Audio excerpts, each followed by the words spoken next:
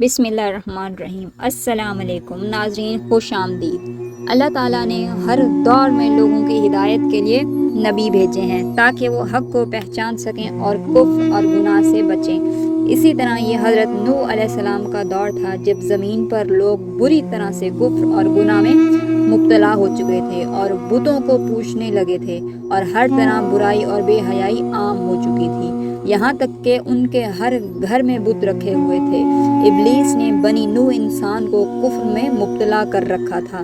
لوگ حضرت آدم، حضرت ادریس علیہ السلام کی تعلیمات کو بھول چکے تھے، چنانچہ اللہ تعالیٰ نے اسی قوم میں سے ایک نیک اور صالح انسان حضرت نوح علیہ السلام کو ان کی طرف نبی بنا کر بھیجا۔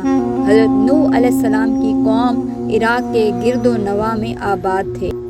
آپ نے انہیں اللہ کی واحدانیت اور عبادت کی دعوت دی۔ آپ نے اپنی قوم سے کہا کہ میں تم کو کھول کھول کر ڈر سنانے اور یہ پیغام پہنچانے آیا ہوں کہ اللہ کے سوا کسی کی عبادت نہ کروں، اور اگر تم اسی طرح کفر اور شرک میں مبتلا رہے تو مجھے ڈر ہے کہ تم اللہ کے سخت عذاب میں مبتلا نہ ہو جاؤ۔ حضرت نوح علیہ السلام کی قوم نے اس تبلیغ کی دعوت کے جواب میں آپ کو جھوٹا قرار دیا اور آپ کی دعوت کا انکار کر دیا، اور یہ دھمکی بھی دی کہ اگر تم اپنی واعظ و نصیحت سے باز نہ آئے تو ہم تمہیں پتھر سے مار مار کر قتل کر ڈالیں گے۔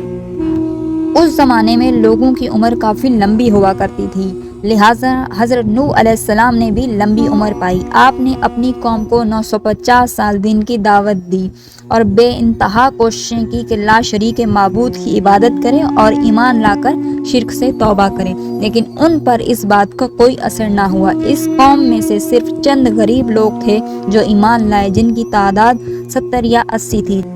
جب دین اسلام کی دعوت دیتے دیتے مدتیں گزر گئی تو ان پر کوئی اثر نہ ہوا اور حضرت نوح علیہ السلام کی مخالفت اور دشمنی پر اتر آئے۔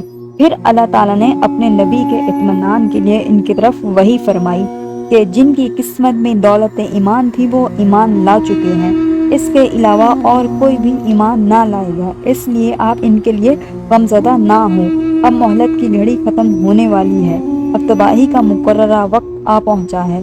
اللہ تعالیٰ نے حضرت نوح علیہ السلام کو حکم دیا کہ ایک کشتی بناؤ۔ انہیں ایک عظیم سیلاب سے تباہ کرنا مقدر ہو چکا تھا، اس لیے اللہ تعالیٰ نے اپنے نبی کو کشتی بنانے کا حکم دیا۔ حکم ملتے ہی حضرت نوح علیہ السلام نے کشتی بنانا شروع کر دی۔ آپ نے لکڑیاں جمع کرنا شروع کر دی۔ اللہ نے آپ کو لکڑیاں کاٹ کر تختہ بنانے کے ہنر سے نوازا تھا، لہٰذا آپ نے ان لکڑیوں کو کاٹ کر تختہ بنانا شروع کر دیا۔ جب حضرت نوح علیہ السلام کی قوم کے سرداروں اور لوگوں نے آپ کو کشتی بناتے دیکھا تو آپ کا مذاق اڑانے لگ گئے کہ کیا تم نبوت چھوڑ کر بڑائی کا کام شروع کر دیا ہے، اور یہ جو تم کشتی بنا رہے ہو کیا یہ سوکھی زمین پر چلاؤ گے؟ یہاں نہ تو کوئی دریا ہے اور نہ ہی سمندر ہے۔ غرض طرح طرح کی باتوں سے آپ کا مذاق اڑایا جاتا تھا، اور آپ نے اللہ کے حکم سے صبر کیا اور بس یہی فرماتے، اے نافرمانو، آج تو تم میرا مذاق اڑا رہے ہو، لیکن اللہ کا عذاب طوفانی شکل میں ضرور آئے گا، تو پھر تمہیں حقیقت کا پتہ چلے گا، مگر افسوس اس وقت تمہاری کوئی معافی قبول نہ ہوگی اور نہ ہی کوئی توبہ قبول کی جائے گی۔ جب عذاب الہی کا وقت قریب آیا تو اللہ نے حکم دیا کہ ہر قسم کے جانور اور چرند پرند کا جوڑا اپنی کشتی میں بٹھا لو، اور جو لوگ ایمان لائے ہیں انہیں بھی ساتھ کشتی میں لے لو۔ تو حضرت نوح علیہ السلام نے احکام خداوندی کے مطابق سب کو سوار کر دیا اور عبادت الہی میں مشغول ہو گئے۔ آخر کار طوفان کے آثار ظاہر ہونے لگے اور دیکھتے ہی دیکھتے زمین کے ہر کونے کونے سے پانی ابلنے لگا اور آسمان سے قیامت خیز بارش ہر شے کو بہا لے جانے کے در پہ تھی۔ گویا قیامت کا منظر تھا۔ کشتی طوفان کے پہاڑ جیسی اونچی لہروں پر تیر رہی تھی۔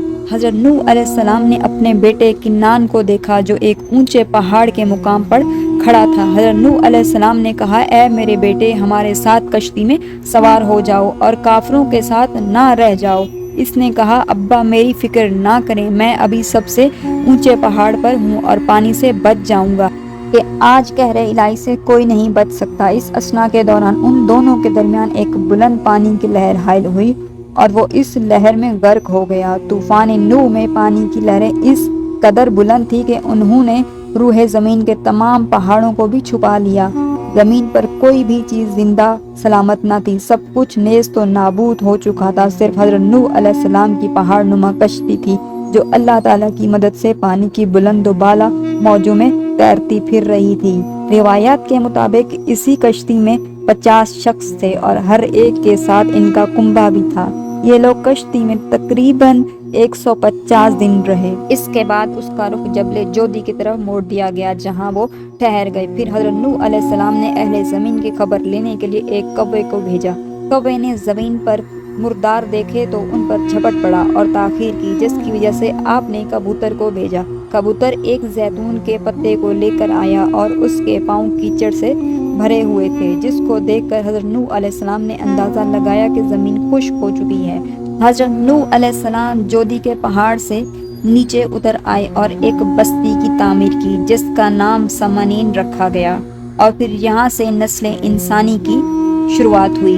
یونان، مصر، ہندوستان اور چین کے قدیم مذہبی کتابوں میں ایسی روایات تسلسل کے ساتھ بیان کی جاتی ہیں جس میں ایک عظیم سیلاب کا ذکر ہے۔ زیادہ تر مذہبی کتابوں میں ایک کشتی کا تذکرہ ملتا ہے جس کے ذریعے بچ جانے والوں نے نسل انسانی کو بقا رکھا۔ قرآن پاک میں اللہ تعالیٰ فرماتے ہیں کہ اے نوح، کشتی سے اترو ہماری سلامتی اور برکتوں کے ساتھ جو تم پر اور تمہارے ساتھ والوں پر رہیں گی، اور دوسری جماعت ہیں جنہیں ہم دنیا میں فائدہ دیں گے، پھر انہیں ہماری طرف سے دردناک عذاب پہنچے گا۔ بے شک یہ دنیا طوفان ہے، شیطان بھٹکانے والا ہے، اور انبیاء کرام کشتی نوح ہیں۔ جس نے ان کی پیروی چھوڑ دی وہ نوح علیہ السلام کے بیٹے کنعان کی طرح ہلاک ہوا، جبکہ اس طوفان سے محفوظ وہی رہے جو کشتی نوح میں سوار ہوئے۔